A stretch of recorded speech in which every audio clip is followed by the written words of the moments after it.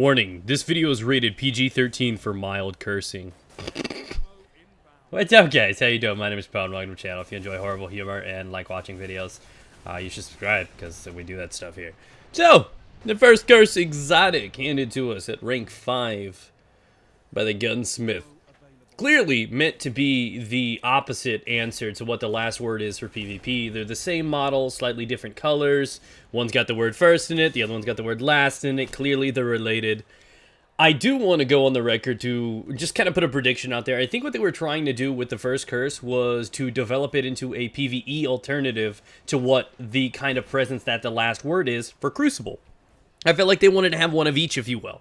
So, do they deliver? Let's take a look at the stats. It's got a rate of fire of 15, an impact of 94, range of 32, stability of 12, and a reload speed of 22.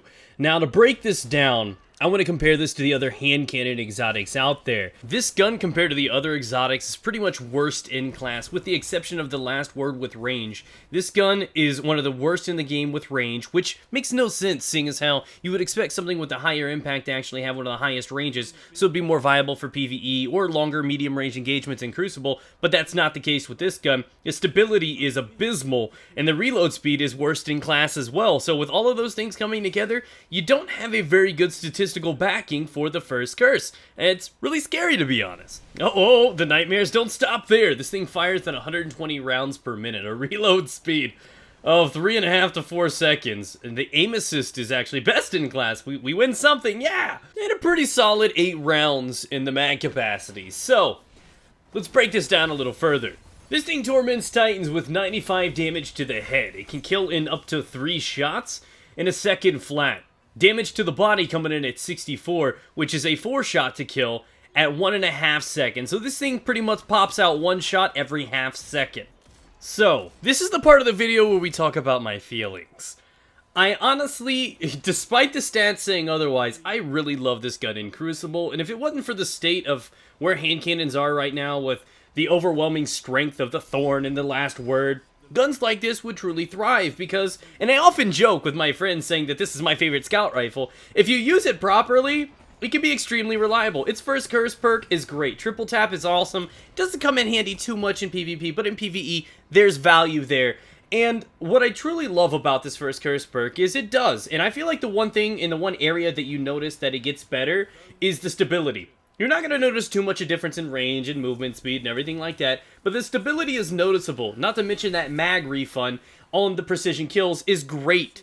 So, I love the gun for PvP. I can't tell you why, like I said, stats completely argue the opposite, but it's one of my favorite guns. I found myself going off on some crazy tears with it, and I recommend friends to use it. Like I said, it's not going to outclass the Mida, but it does quite often perform like pulse rifles or scout rifles do in those ranges, but it's a little bit more reliable in closer quarters. Again, it's not going to contest the other hand cannons out there. Some auto rifles will actually make this thing cower, but for what it is, it's a very interesting gun, and I've fallen for it.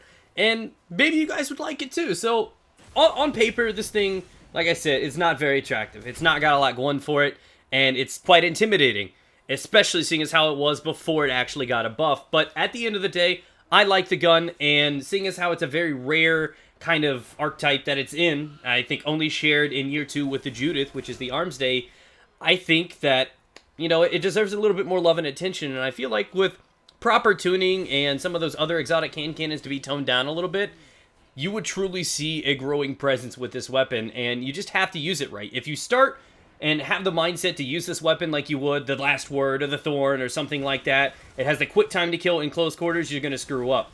Little secret, all hand cannons kill in 3 to 4 shots. Some of them require a little bit less precision though. For example, this one you need to nail 1 to the head and 2 to the body for a kill.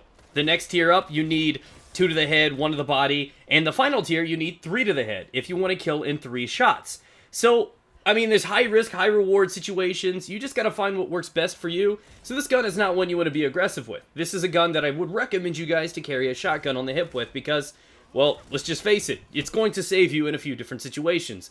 But that's how I feel. The first curse definitely gets a bad rap, and it makes sense for why people steer away from it, but I truly love the gun. I can't tell you why, just once I learned how to use it and stopped getting so aggressive, I found that it's quite a reliable weapon. It's my favorite scout, guys. Truly. Thanks for watching, guys. You enjoyed the gameplay. Feel free to subscribe. Click that button.